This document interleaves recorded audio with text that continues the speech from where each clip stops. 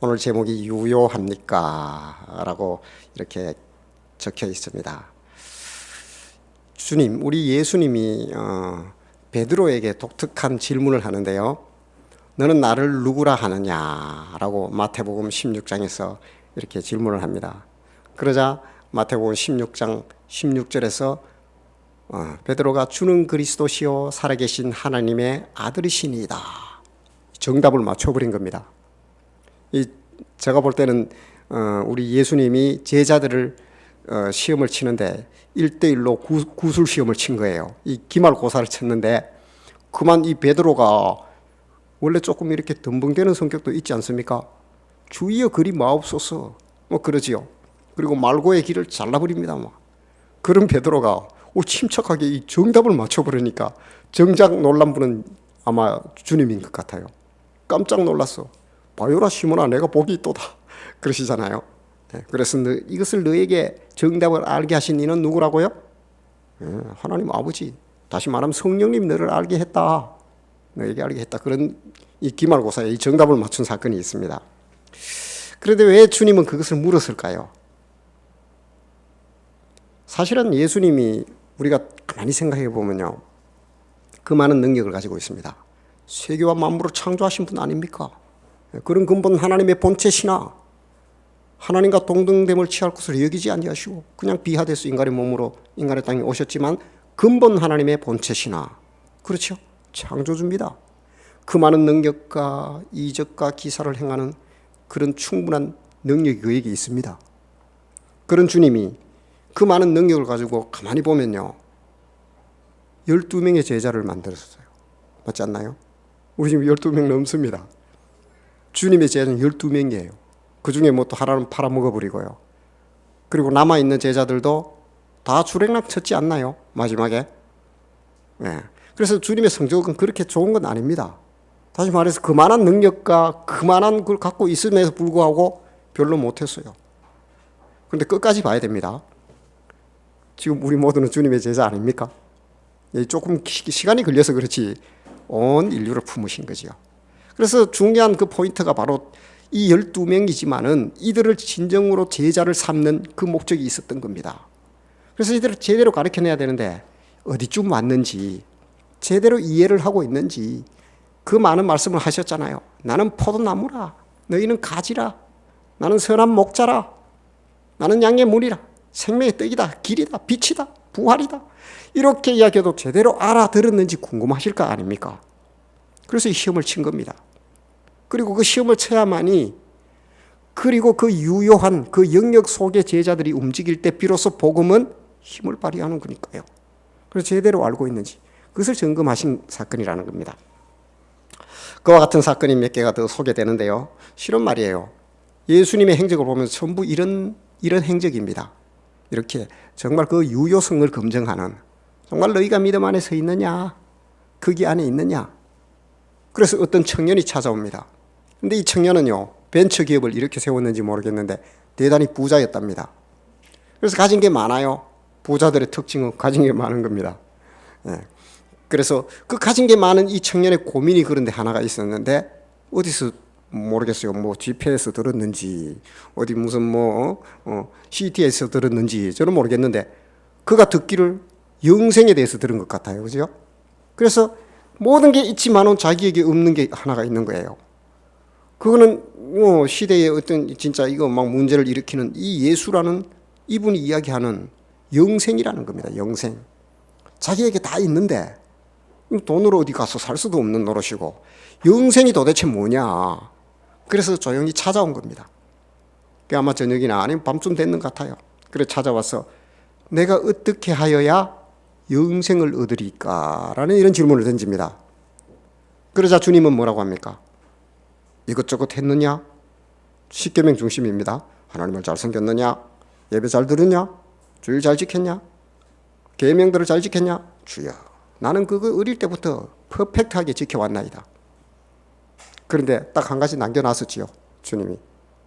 너 소유 말이야. 너 그 소유를 다 팔고, 그렇다면 그 소유를 팔고 온전히 나를 쫓아라. 그러면 영생이 너에게 주어질 거다는 것입니다. 그렇죠? 근데 그 청년은 어떻게 됐나요? 그 말을 듣고 수용하고 다 재산을 처분했나요? 지금까지 소식이 없나요?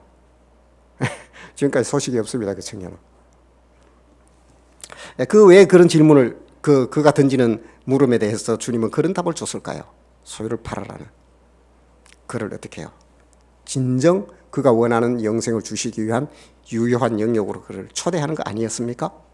거기서부터 시작해야 되니까요.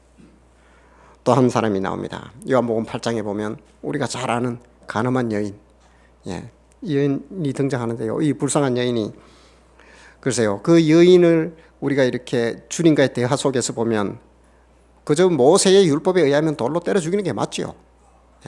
그래서 돌로 때려 죽여야 됩니다. 당연한 답을 가지고 예수님을 종용하는 무리들, 제사장과 그 신앙적 리더들입니다. 그들이 와서 모세의 법으로는 어떻게 하리까? 당연히 때려 죽여야죠. 그런데 주님은 머뭇거리며 그들을 다 돌려보냅니다. 너희 중에 죄 없는 자가 먼저 돌로 치라. 그렇게 하라는 거예요. 모세 법대로 하라는 거예요. 그러나 조건은 너희 중에 죄 없는 자가 먼저, 뭐 스스로 마음에 찔렸는지 모르겠어요. 다 떠나갔어요. 그런데 우리는 그 사건보다 오늘은 그 뒤에 주님이 하신 말씀이요. 실은 주님은 거기에서요, 그 여인이 살아날 수 있는 새로운 길을 열어주고 계신 겁니다. 그래서 뭐라고 합니까? 나도 너를 정죄하지 아니하노니 나도 너에게 돌 던지지 않겠다는 겁니다. 그래서 뭐라고 하십니까? 다시는 가서 이와 같은 죄를 범하지 말아라. 죄가 있는 겁니다. 다시는 이와 같은 죄를 범하지 말라고 했습니다. 이런 일을 하지 말라는 겁니다. 그러면서 그 여인에게 준 바로 그것이 그 영역으로 초대하는 겁니다. 이제부터 새로 시작해라.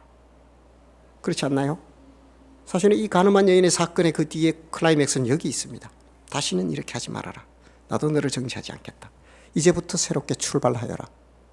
그 여인의 인격에 주님은 호소를 하고 있는 겁니다. 그래야만이 진짜 돌로 치던 자들이 떠나간 의미가 있는 거니까요. 그 자리에서 살아났다 한들 무슨 의미가 있나요? 잠시 위기만 모면했지 주님 입장에서요. 그래서 그 영역으로 주님은 초대해야 됐던 겁니다. 성경에는요, 많은 이 선지자들이 등장하는데요. 대부분 선지자들, 이런 사람들은 아주 영성이 민감하지요. 주님과 가까이 있는 겁니다.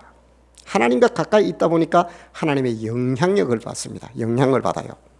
그래서 이들의 삶이 그 영향력을 어떻게 받았는지 이들의 몇몇 삶을 추적해 보면 참 그렇게 달가운 영향력은 아닌 것 같아요.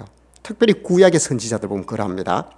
예레미야 같은 경우는요, 우리가 그렇게 주님과 가까이 있었는 거기까지는 좋은데 그가 삶으로 살아낸 주님과 가까운 삶의 흔적은 별로 탐탁치가 않습니다.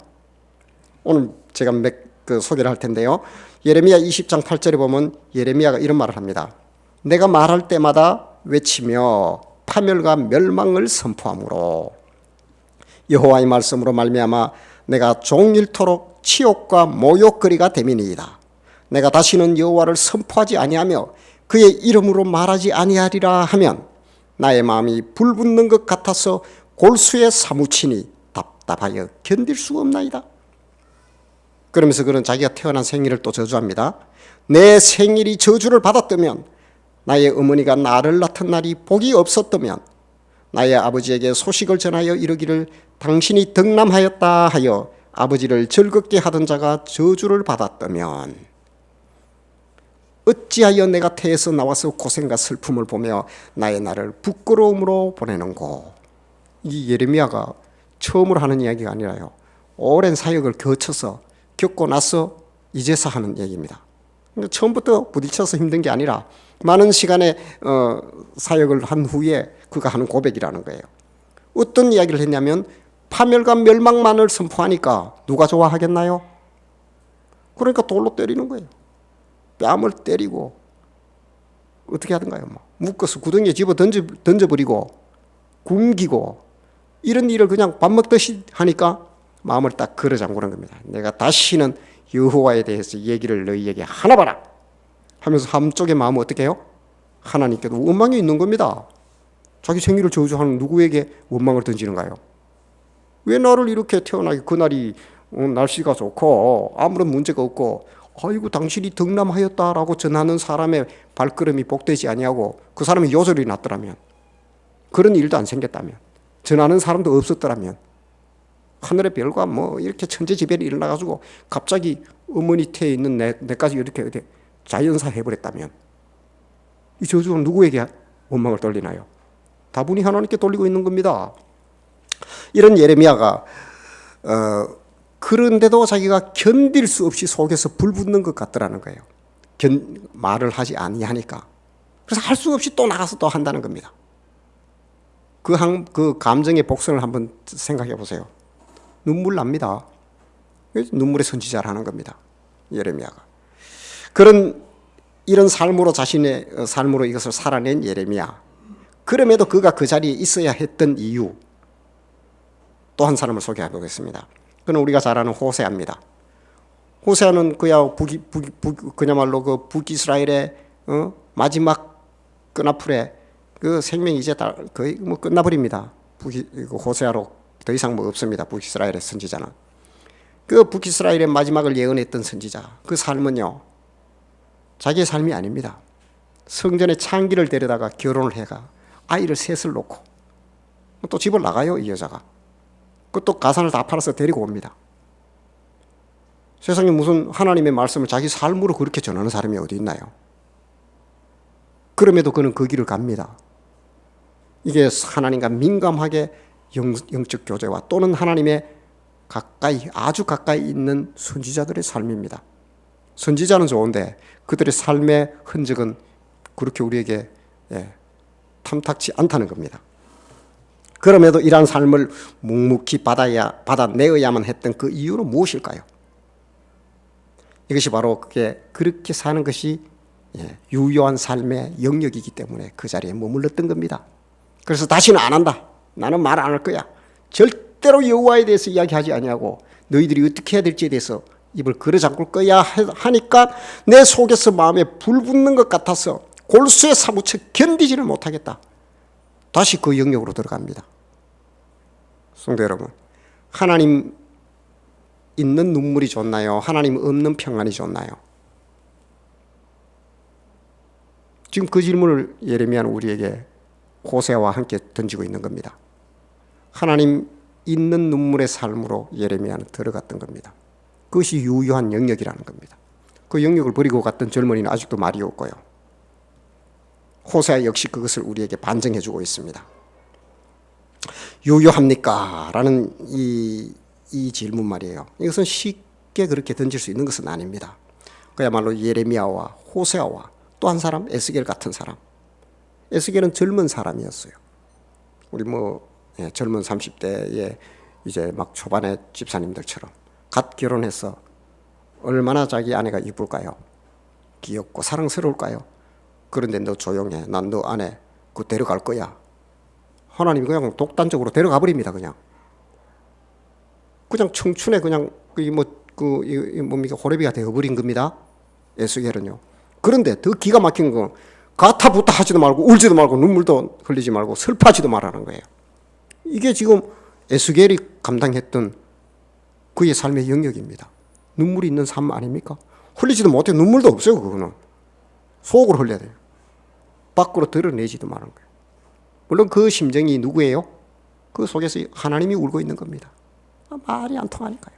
그런 삶을 그 주님의 그 삶을 그 마음을 자기의 삶으로 투영해야 되는 이들의 선택. 그럼에도 그들은 그 길을 가야 되는 이유가 무엇일까요? 그것이 바로 그게 유효한 영역이기 때문에 그 자리에 그들은 머물렀다라는 겁니다. 그러니까 유효합니까? 라는 이 질문은 쉽게 그렇게 단순하게 던질 질문은 아닙니다. 우리도 유효합니까? 라는 질문을 이렇게 던져보는데요. 그런데 이 질문이 유효하고 실효성이 있기 위해서는 이 관점이 중요합니다. 내가 만약에 던진다, 주님이 던진다, 이게 달라지는 겁니다. 같은 질문을. 자, 내가 던져보겠습니다. 유효합니까? 하면 그 대상은 누가 될까요? 하나님이 됩니다. 그래서 어떻게 합니까? 하나님은 능력도 많지 않나요? 가진 것도 많고 충분히 되는데 어찌하여 내 삶을 이렇게 고통 속에 눈물 속에 방치하나이까 하는 것이 유효합니까 속에 들어있다는 겁니다. 내가 던질 때 유효합니까? 라는 것. 그런데 주님이 던지면 어떻게 될까요? 달라집니다. 유효합니까? 유효하니? 하고 주님이 던진단 말이에요. 그 속에 뭐가 들어있을까요? 우리가 천동설, 지동설을 압니다. 그래서 갈릴레오가 이 망원경을 발명하기 전에는요, 해가 아침에 보면 우리 뜨지요. 바다에서 떠서 아니면 산 뒤에서 떠서 이래가 서쪽으로 집니다. 보니까 해가 이렇게 돌아가는 거예요.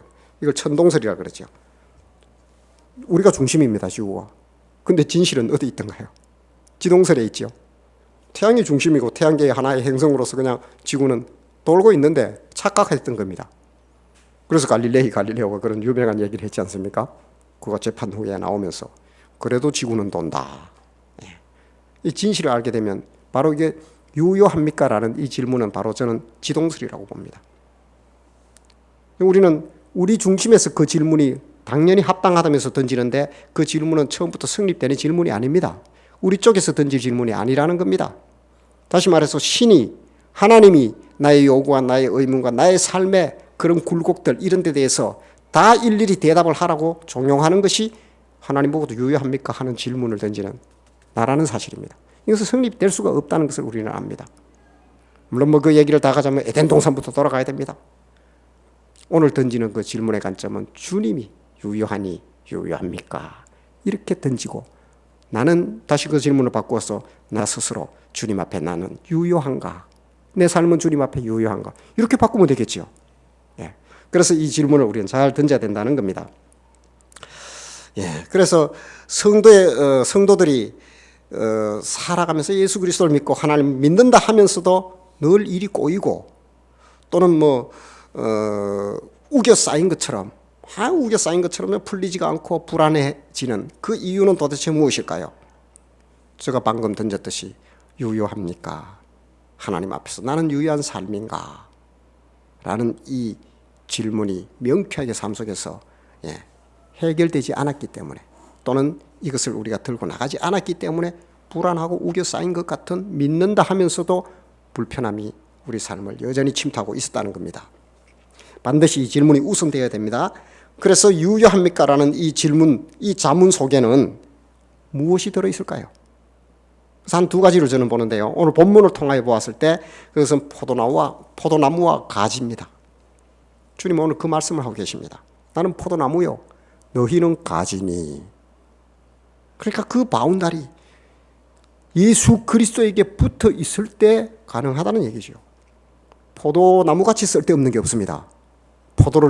열매를 맺지 않으면 그 무슨 화목을 쓸 수 있습니까? 조각을 합니까? 그걸로 무슨 집을 짓나요? 아무것도 쓸데 없습니다. 불을 태워도 가느다란 별로 효율이 없습니다. 그렇지 않나요? 그게 그 원가지에 붙어 있지 않는다는 얘기는 소산이 없다는 겁니다. 생명이 끊어졌다는 거예요. 그래서 포도나무는요, 붙어 있을 때는 이게 기가 막힙니다. 이 와인 같은 게 아시죠? 얼마나 가치 있나요? 포도주 같은 것만. 잔치를 어떻게 해요? 배가 되게 흥이 나게 만들기도 하고요. 우리 삶에 수많은 여유를 줍니다. 붙어 있을 때요. 성도의 정체성을 바로 지적하고 말씀하시는데요. 이것은 바로 성도의 정체성이란 신앙생활의 제반적인 문제와 그 영역을 포괄하고 있습니다. 우리가 신앙생활하면서 안 들어가는 게 없다는 겁니다. 포도나무요 가지라는 그 말 속에. 그러니까 그 안에 붙어 있지 않을 때 어떤 일들이 일어나느냐. 저는 그것을 요즘에 와서 참 이렇게 요즘 신앙생활 하면서 드러내거나 또는 잘 이렇게 너무너무 중요함에도 그것을 잘 돌아보지 않는데요. 그래서 바로 십계명이라고 저는 봅니다. 물론 십계명만으로 다 이게 함의할 수는 없습니다. 그러나 대표적으로 묶었을 때 십계명이라는 거죠. 뚱땅지같이 무슨 요즘 시대의 십계명이야. 그런데요, 십계명 없이도 충분히 은혜를 이야기하고 하나님을 이야기하고 사랑을 이야기하고 그분 안에서 소산을 이야기한다면 위험합니다. 절대로 훼손되거나 구약에서 머물러서 모세와 함께 떠나간 십계명은 그렇게 떠나간 것이 아닙니다. 지금도 여전히 우리의 삶을 전반적으로 지배 나가고 있으며 내 신앙의 거루터기가 되어야 된다는 사실입니다. 이제 포도나무요 가지입니다. 십계명 우리 잘 알듯이요. 나 외에 다른 신을 나는 유일하신 하나님. 나 외에 다른 신은 내게 없게 하라는 거예요. 오직 나만. 그렇지 않나요? 유일신입니다. 그런데요, 정말 오직 하나님인가요? 하나님만 그분만을 섬기며 그분을 주인되게 삼고 있느냐는 거예요. 여기서 출발해야 이 영역 안에 들어가는 겁니다. 유효한 영역의 출발점이 여기 있다는 겁니다. 그리고 나 외에 다른 우상들을 두지 말아라. 하나님처럼 뭘 어떻게 만들지 말라는 겁니다. 아이콘들이에요, 아이콘들. 그런데 어떻게 해요? 하나님 없어도 그것이 필요한 경우들이 충분히 있더라는 겁니다. 어쩌면 그것이 직장이 될 수도 있습니다. 자녀요, 충분히 될 수 있습니다. 남편과 가족도 될 수 있어요.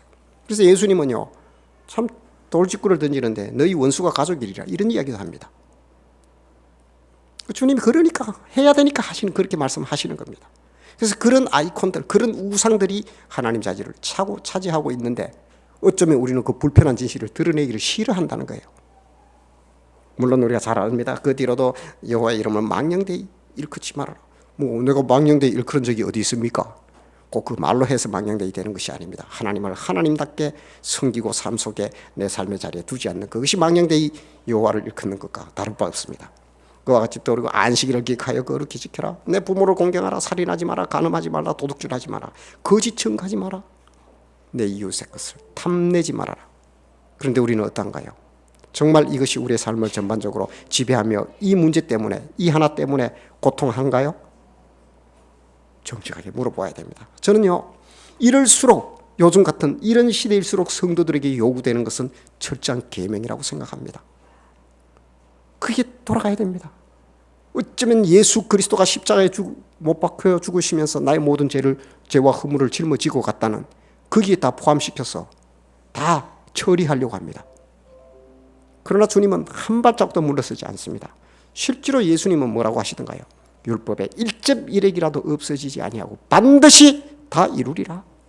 분명히 주님은 그렇게 이야기하는데 우리는 해석을 이상하게 예수 그리스도의 보혈로 다 덮으시고 그냥 구원과 내 필요의 삶에 그 많은 것들은 한꺼번에 가져가겠다는 겁니다. 그것을 분명히 오늘 포도나무와 가지라고 이야기하면서 그 영역의 출발점과 그루터기는 계명이라고 하는 것을 오늘 우리를 통하여 들려주고 계십니다. 우리 성도님들 귀를 열고 들으시길 축복합니다. 우리가 명왕성을 압니다. 수금, 지하목토, 천해명 이렇게 해서 그 행성들이 있습니다. 그 태양을 중심으로.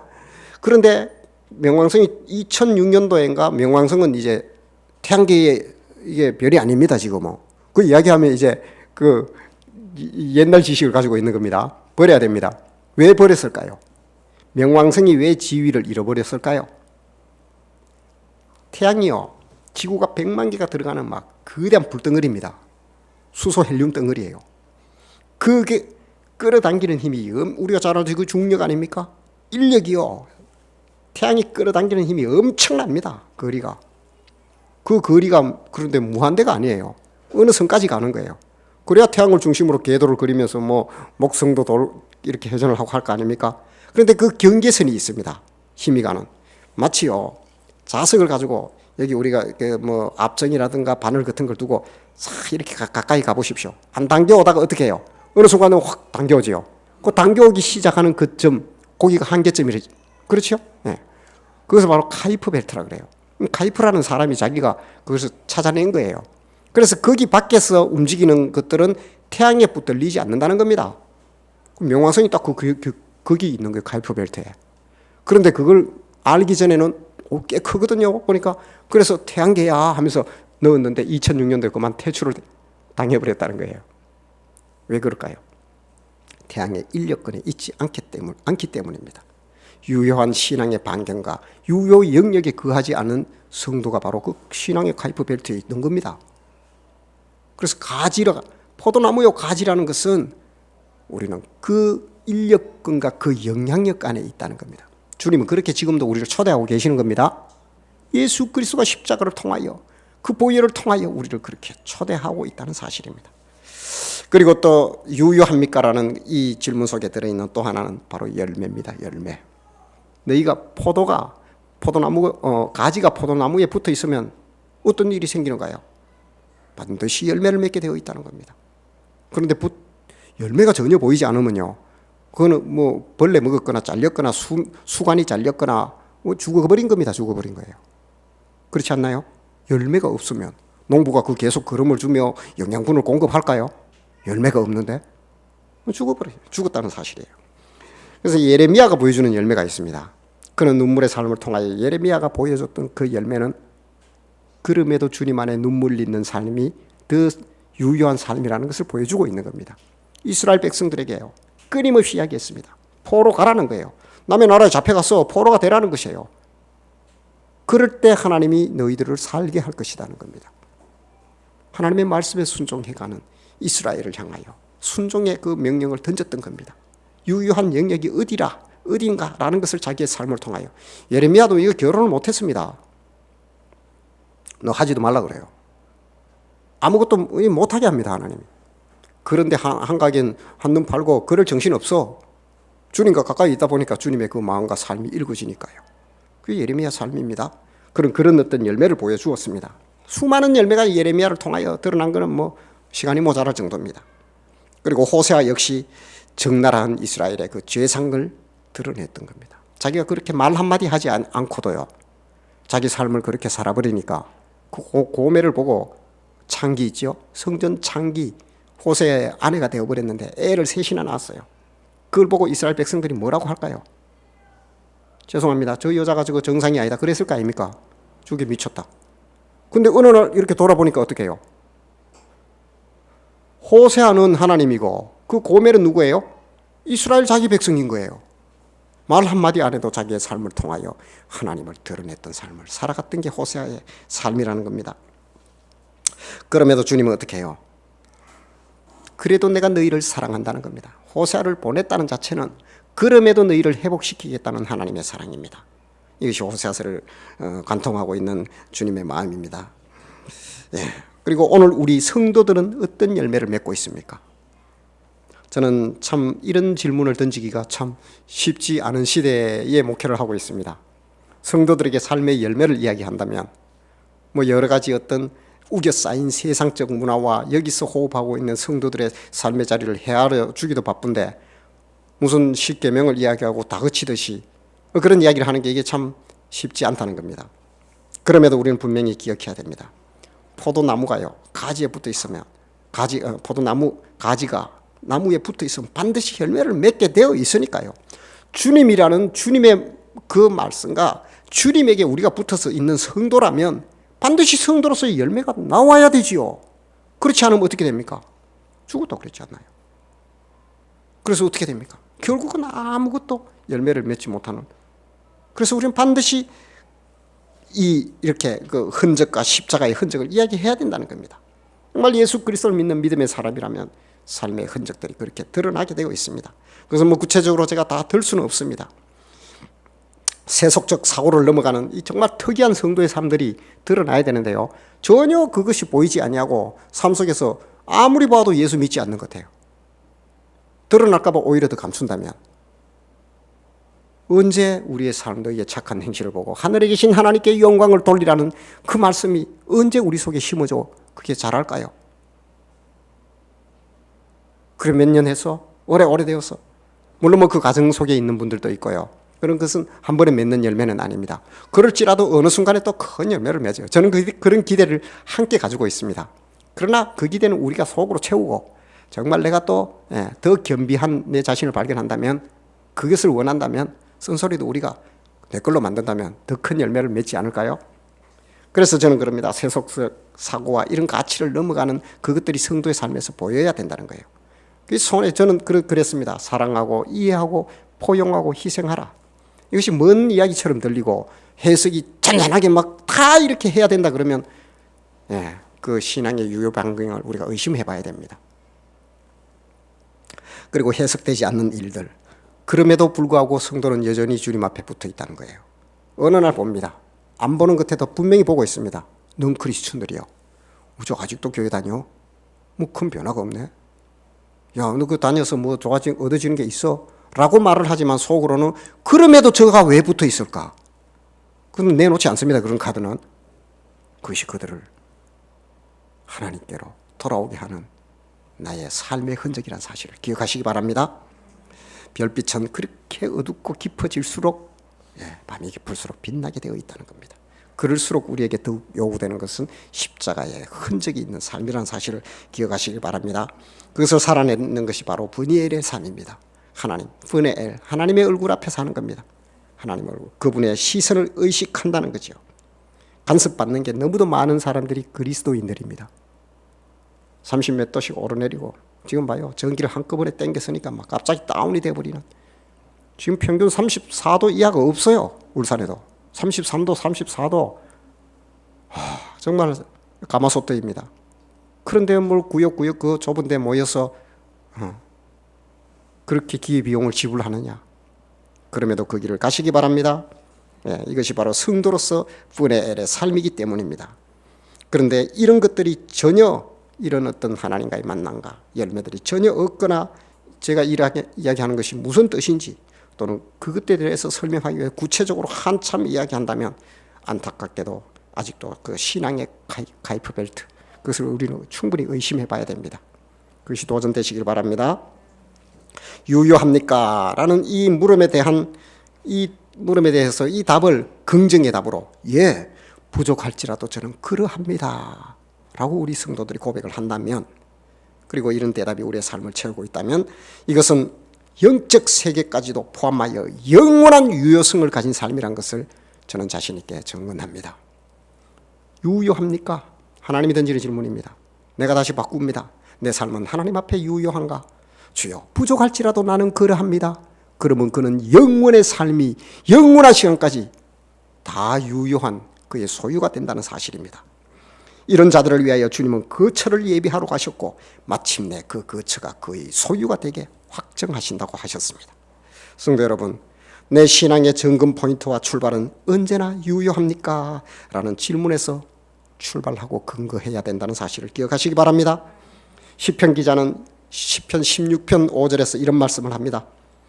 여호와는 나의 산업과 나의 잔의 소득이시니 나의 분깃을 지키시나이다.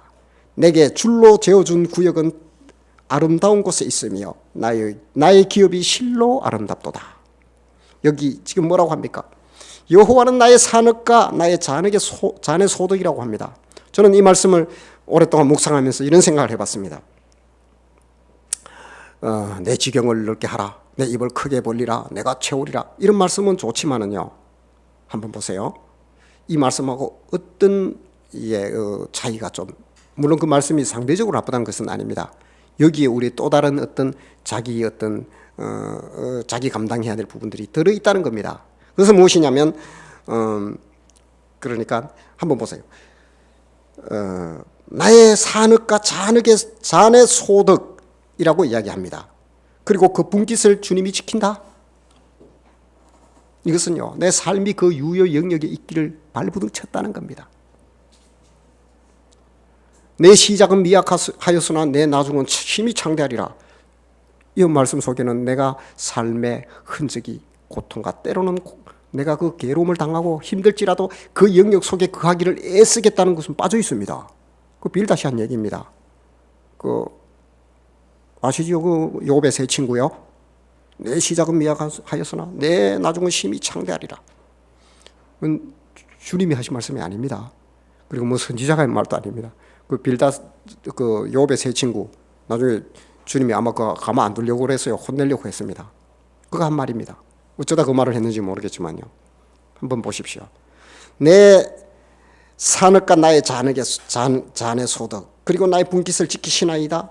내게 줄로 재어준 구역은 아름다운 곳에 있으며 나의 기업이 실로 아름답도다. 누가 줄로 재어줬습니까? 내 삶의 바운다리 영역과 내게 분깃을 줄로 재어준 분은 누굽니까? 하나님입니다. 하나님이 어떻게 해요? 그 영역 안에 그가 있게끔 했다는 것은 브니엘의 삶을 살았다는 겁니다. 내가 몸부림치며 주여 유효하냐? 너의 삶은 내 앞에 유효하냐? 주여 여전히 나는 부족할지라도 그러합니다. 그렇게 하려고 노력을 합니다 하는 사람이 하는 고백이 바로 여호와께서 줄로 재어준 구역은 아름다운 곳에 있다고 고백할 수 있다는 겁니다. 그래서 나의 기업이 실로 아름답다라는 이런 고백을 드리는 겁니다. 나에게 줄로 재어준 구역이 내게 있지 않나요? 충분히 있지 않나요? 만약에 그 구역이 생소하게 들리고 전혀 저 멀리 있다면 빨리 그 인력권 안으로 유효의 영역으로 주를 넓히시기 바랍니다. 그래서 내가 해야 될 몫이기도 합니다. 유효 영역에 거하는 자의 고백, 이 시인의 고백처럼 그것이 나의 고백이 되어야 될 것입니다. 내게 줄로 재어준 구역은 아름다운 곳에 있다. 하나님 얼굴 앞에 있습니다. 하는 것입니다. 유효합니까? 라는 이 질문은 바로 주님의 관점에서, 주님 앞에서 내가 자문해야 됐던 질문이라는 사실을 우리는 돌아보았습니다. 삶의 언저리가 아직도 그렇게 가이프벨트, 신앙의 그 인력권 밖에서 들락날락하거나 아니면 그 경계선에 있다면 우리는 과감히 결단하고 그 인력권 안에 들어와야 됩니다. 그것이 바로 포도나무가 가지가 포도나무에 붙어 있는 것이며 그럴 때 바로 놀라운 열매를 맺게 된다는 사실입니다. 이것을 꼭 기억하시기 바랍니다. 그래서 주님께서 자신있게 나의 삶에 줄로 구역을 재어주는 그러한 놀라운 축복을 소유하는 우리 온 성도님들이 되시기를